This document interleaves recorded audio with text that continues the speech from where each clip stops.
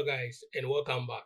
So in our previous lesson actually we work on these houses whereby we use the motion effect to apply on this kind of slow-mo videos here.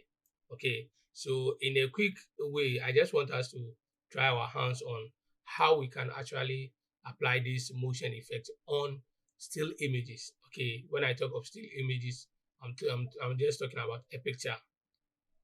All right, so quickly, what I need to do here is, let me minimize this one and I'll create a new bin here. Okay, and I'll name it still images. So remember I said we are staying organized throughout this training. Okay, so still images. So I'll just click on it and I'll use my keyboard shortcut key to import in the image. So I'll use Control I.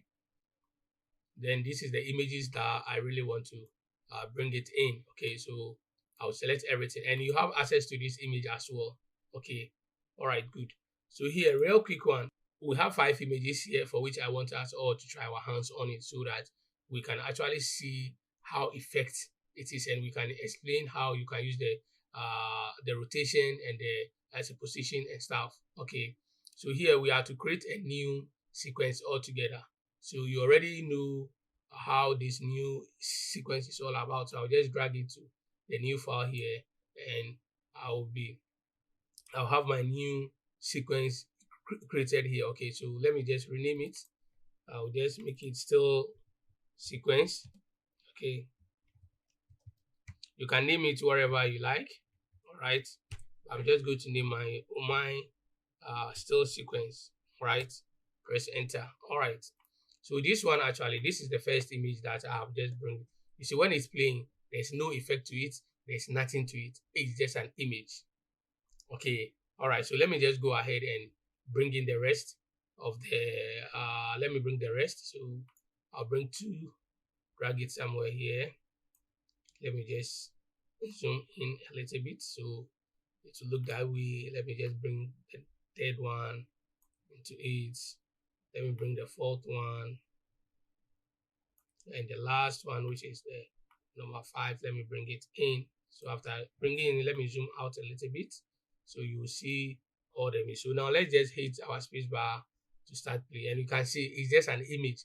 So for each of the image to actually stay like 5 seconds and stuff, it doesn't actually make it equal. Okay, so then we need to adjust it.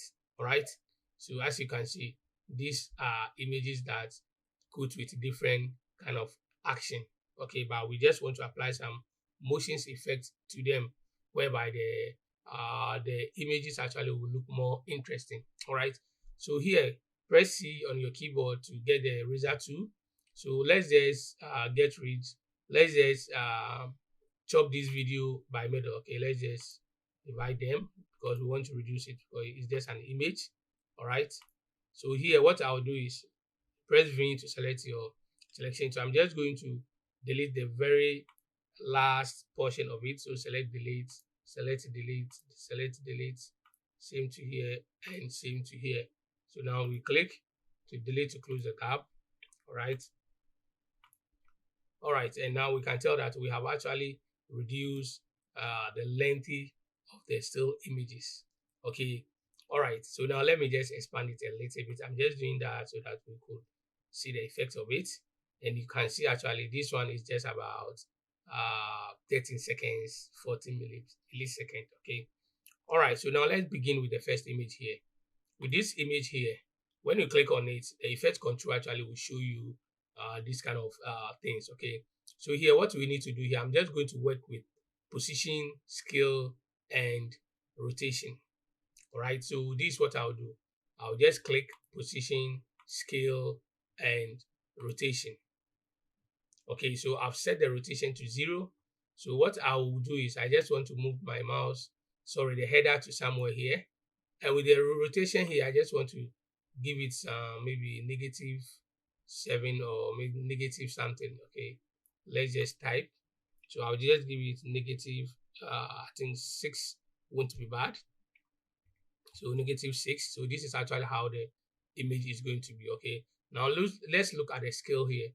The scale here is either we want it to scale in, or we want to what, bump it out. It is very important. So I'll just leave my own at 120. Then the last one, which is the position here, I can actually decide to pull it somewhere here, or maybe it should also go somewhere like this. So in this case, I have applied two different things. Now let's put our mouse cursor here and let's hit on play. So you see, we have actually add some kind of effect to it. So now let's, for example, assume I just want these ones here, okay, should be at the end, while the ones that we give the number in the scale actually to be at the beginning. So it's all about swipe. Okay, we highlight this one also, we push it to the end here. Then let's give it a play. So you see, this is how I just want it to be. All right. So we'll be doing the vice versa type. Okay. Now, if we are to play, you see, very nicely. All right. Okay. Now let's move on to the second one here. With the second one here, I'm just going to click position, scale, position, scale, and rotate. All right. So with this rotate, I just want to push this one somewhere here. Okay. So the rotate also, actually, I just want to give it some kind of, it should be in this kind of form rather. Okay. Or it should be 7. Then with the scale, I just want it to be over the screen like this. Right. So that's 133. And with the position, actually, I just want it to go back here, and I just want it to be up a little bit, okay, like this. Right. So by doing that, let's just hit on play and let's see how actually it's all is being done. So let's start from here. So from here and from here. Okay. So now you see how how it, the reason why it got here, because we haven't pushed this keyframe actually to the end. So we select it, we push it to the end. Okay. So we go back. We can start from all the way here. We click and you see. So, and this one will zoom out, see, very nicely. All right. So with the third one, with this one, the beginning of it actually is actually zoom out. This one also, it's zoom in. Okay. So this is zoom out. So the next one here, we'll do it also to be what? Zoom in. Okay. So this one is zoom out. The next one have to be zoom in. So all what you need to do, click the position, click, and click the rotate. So with this one, I just want this keyframe actually should actually be at the end here. All right. So I'll just pull the head a little bit to start setting my new way how I want to. So for example, I just want this one also to be somewhere negative. Let's use -7. All right, -7. And with the scale, it should be always over the screen. Then with the this one, we can actually push it somewhere here. Then we can push this one to just to go down. Okay, it should just go down a little bit like this. All right. So now with this one, let's select everything, drag it to the end here. All right, your up arrow key, and let's play and see how the effect will look like. So you see, very nice effect. So let's start from the beginning here. So this one is in, this one zoom out, this one zoom in, see nicely. Okay, so now we move on to the fifth one. So with the fifth one, let's look at this one. This one zoom out, so we can make this one actually what? Zoom in. Okay, so let me just show you one thing. This one actually zoom in. So what we can do here is we can highlight all the keyframe here. Okay, let's just highlight all the keyframe. Okay, let me hold on shift to highlight this one also. So shift actually allows you to highlight one, and so let's hit Ctrl+C to copy. Now let's move on to our fourth slider here. Okay, and let's use Ctrl+V. Okay, let me see, Ctrl+V, and you see that we have what? Copy that motion effect that we give it to the one of the slide. And if we start to play, see, very easy.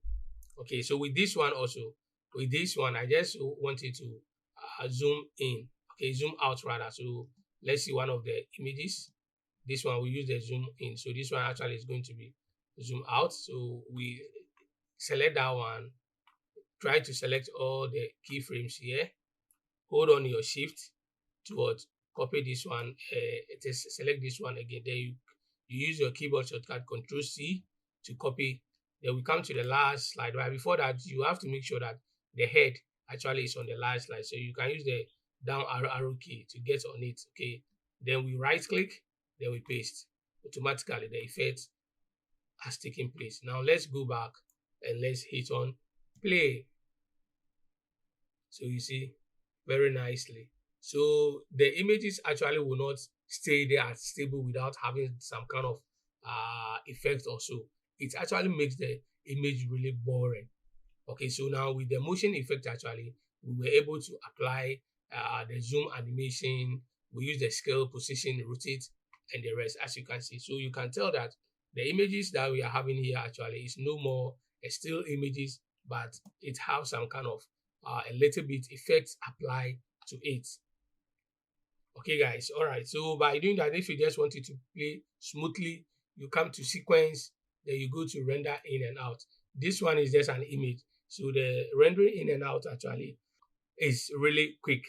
Okay. So as I explained earlier, when you are doing a rendering, it will change from yellow to green. So the video actually play as if you have what export the end product. Okay, so that is the work of you see how this one is playing very smoothly, very, very, very smoothly. So this one give you a preview that, oh, okay, so when I export it, actually, this is how actually my still images that I have had the motion effect actually is really going to be.